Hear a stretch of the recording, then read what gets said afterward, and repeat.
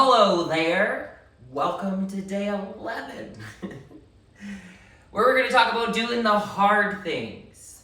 To those of you who do not know me, my name is Andrew Monroe. I am 35 years young. I currently reside in Austin, Texas, and I am a maniac on a mission for this world to experience love, self-love, worthiness, peace, ease in their bodies. Therefore, we heal the world as a collective. I am committed to that. I am rigorous in my love. And speaking on doing the hard things, right? Sometimes the things that we resist the most. For me, sometimes even just resisting these videos, right? Because I have all of those conversations of, will people watch them? Am I worthy of being seen or heard? You know, that mind chatter over and over and over again that I've talked about previously. It's wild, so wild to bear witness to what happens in our minds. So let's talk.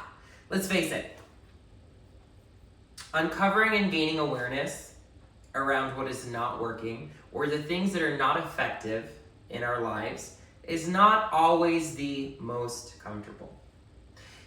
Maybe you currently have a self-discovery process and you're also a maniac on a mission on a regular basis to always be uncovering your self-limiting beliefs.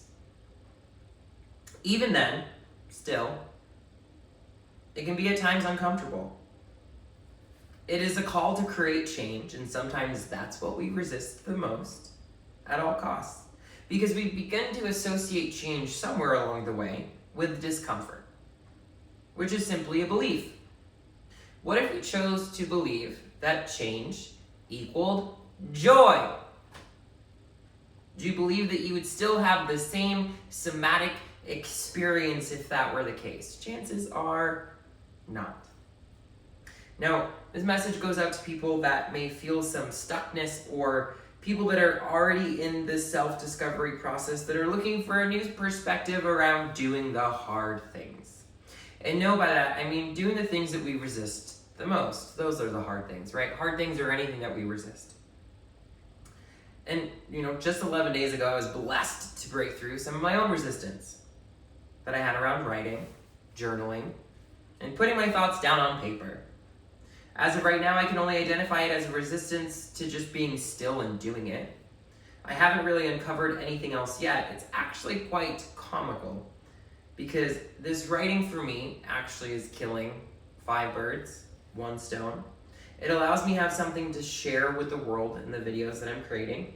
It allows me to pour into me, to be creative, and to actually have all of this wisdom flowing around that I've, been integrating, receiving from universe, collective, God, source, whatever you want to call it, on paper and not just in my mind. It allows me to accomplish my life's vision, which is to support others in their own self-discovery process. All of that was available to me, and there's still resistance present.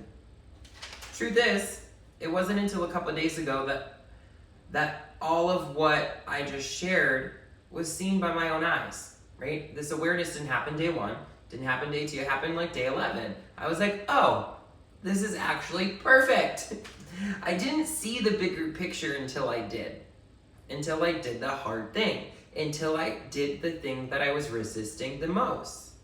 You see, some people never do the exact things that are going to directly connect them to where they desire to go. Why do we do that?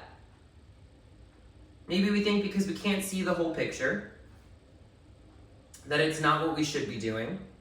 We lack self-trust and faith, that we may never see the bigger picture. Until we do, just like I did. Now, there are going to be moments in our lives where we will get the opportunity to just jump, to take the leap of faith, to surrender to the resistance and just do the hard things. It is the only way to discover what the resistance actually means and where it was stemming from. As I've written this, I've begun to discover the resistance stems from my own personal fear of failure and fear of judgment. I was remaining still or freezing, which is just a byproduct of fear, because I knew that once I had the words written down, Then I would get to do something with them.